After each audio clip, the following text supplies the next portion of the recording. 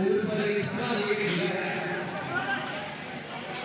शुभम गिल ने बहुत ही बेहतरीन और प्यारा अक्षय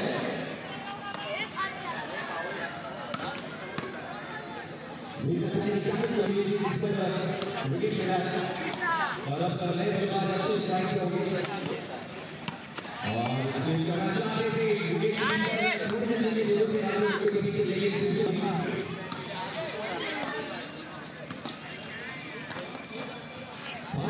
पांच रन और एक विकेट शुरुआत में तो चौके के साथ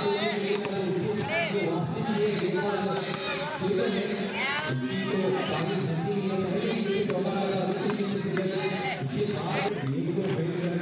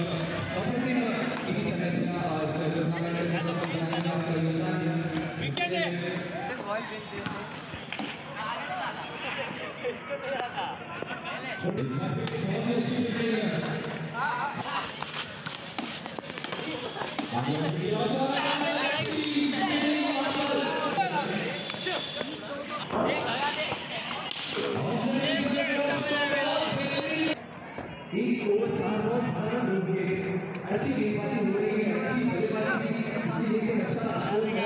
थोड़ा सा हमारे ज्यादा